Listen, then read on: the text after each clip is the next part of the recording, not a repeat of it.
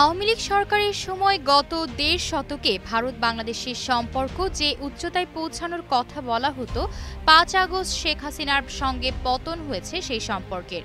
দুই দেশের মধ্যে সম্পর্কের টানাপোড়েনে যেন ঘি ঢালছে বিএসএফ। একের পর এক সীমান্তে হত্যাসহ বারবার তারা সীমান্তে নানা উস্কানিমূলক কাজ করেই চলেছে।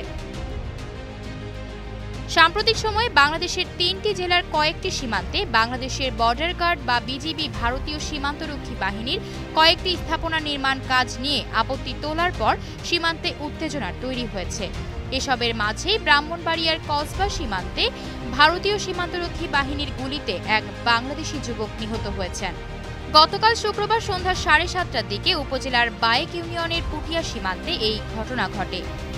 এ বিষয়ে বিজিবির মহাপরিচালক মেজর জেনারেল মোহাম্মদ আশরাফুজ্জামান সিদ্দিক বলেছেন, অবৈধ অনুপ্রবেশ হোক আর যাই হোক, হত্যা কোনো চূড়ান্ত সমাধান হতে পারে না।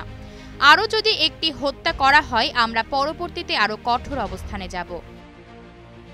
শনিবার দুপুরে বিজিবির কক্সবাজার ব্যাটালিয়নের প্রশিক্ষণ মাঠে আনুষ্ঠানিকভাবে পতাকা উত্তোলনের মাধ্যমে নবসৃজিত উখিয়া ব্যাটালিয়ন সহ ৪টি ইউনিট উদ্বোধন শেষে সাংবাদিকদের প্রশ্নের জবাবে তিনি এমন মন্তব্য করেন।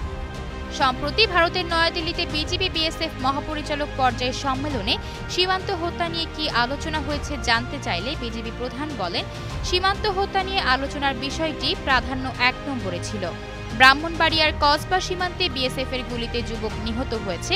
সেই ঘটনায় গতকাল সন্ধ্যা থেকে এখন পর্যন্ত বিএসএফ সদর দপ্তর থেকে শুরু করে সবখানে বিজিবির পক্ষ থেকে অত্যন্ত জোরালো প্রতিবাদ জানানো হয়েছে, কিন্তু এখন পর্যন্ত কোনো সাড়া পাওয়া যায়নি।